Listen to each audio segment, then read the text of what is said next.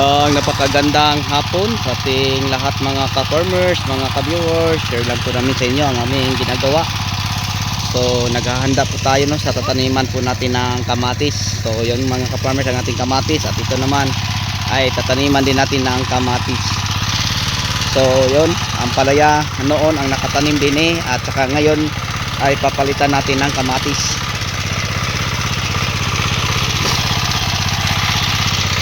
So yun po no mga ka-farmers, mga ka-viewers, ang ginagamit naming pandurog sa lupa, yung tiller hand tractor. Yun po mga ka-farmers.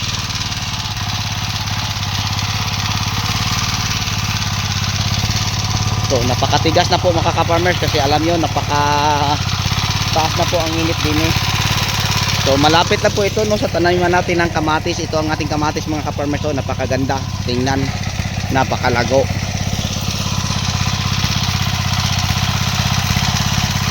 So lamang tayo mga ka-farmers no pag meron tayong makina na ganito, kasi maganda siyang gamitin natin pandurog para pulverize mga ka-farmers ang kahit anumang maitatanim natin din maganda ang kalalabasan. So ngayon mga ka-farmers, ang iba pa namin ginagawa din ay nagparaton po tayo no sa ating talong. So gagawa tayo ng video, so abangan nyo lang mga ka-farmers para alam nyo ang ating maibahagi patungkol sa pagraton. So ngayon ang i-share ko muna yung pag lamp prep no gamit ang hand tractor. So tiller, yun ang ating pandurog mga ka-farmers. So malapit lang sa taniman po ito natin ng kamatis. Ito ang taniman po natin ng kamatis mga ka-farmers. So napakagandang tingnan kasi kanina ay pinapadiligan na po natin to ng fertilizer. Ayan. So hanggang doon mga ka-farmers sa kahuyan. So ngayon balik tayo sa ating pinapatraktora. So ang pangalan nito mga ka-farmers no, tiller hand tractor. Magandang paggamitin pandurog. So kumpleto kami ngayon mga ka-farmers. Ako ang taga-video. Tapos may mower, yun ang nagtataba sa mga damo na medyo matataas. Tapos ito isa dinudurog. So balikan to niya dalawang beses lang. Yun ang isa nag-mower. Yung dalawa nag-rake. Kasi mga ka-farmers, pag hindi ialis sa daanan ng tiller, ang mga damoy bumabaliktos po sa ating rotavator no, yung pandurog.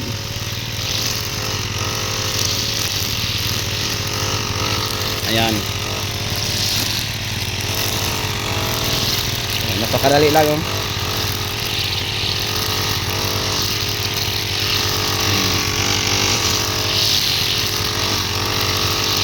So kahit mga mano-mano lang ang mga gamit mga ka-farmers, napakabilis lang po kaysa tao lang walang mga ganitong gamit. So yan, may taga-alis po ng damo. Parang hindi pumulupot sa rotavator natin pandurog. Yan ganyan ang ginagawa. Inalis.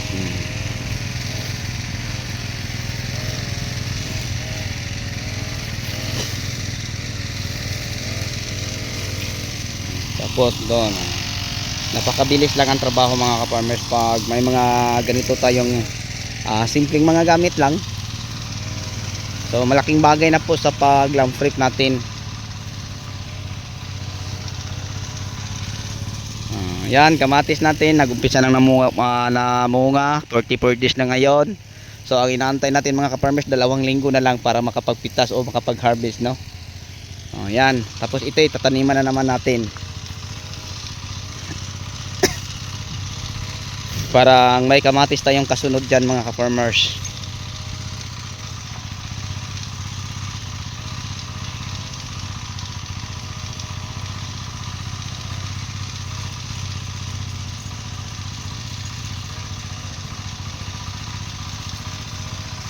So yan, balik siya yung mga ka-farmers kasi dalawang beses natin to pa daanan.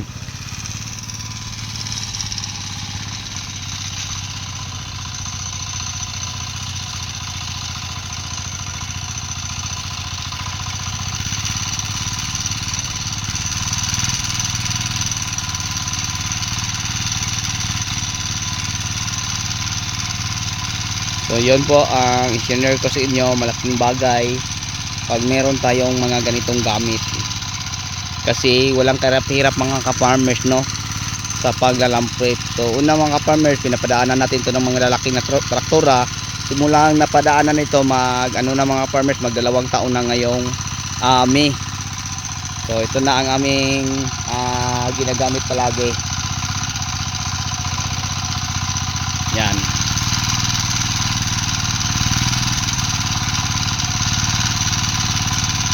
So yung hand tractor natin, yung trailer natin mga ka-farmers, ay nasa 6 years na po ito. So matatanda na. So yun ang pangalawang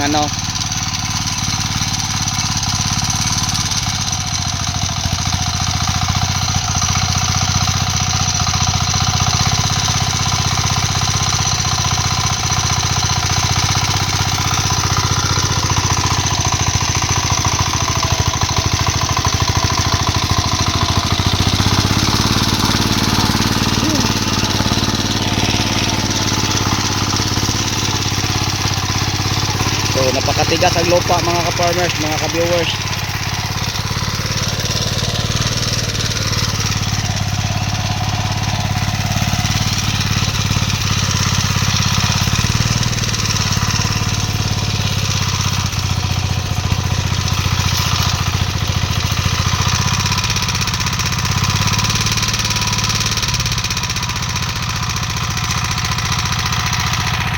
So i-adjust mo ang generator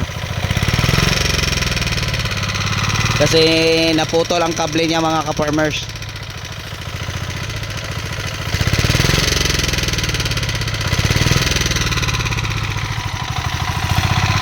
Okay, so bago tayo magtapos, ulitin ko from Luzon, Visayas at Mindanao, pati sa abroad at ibang bansa.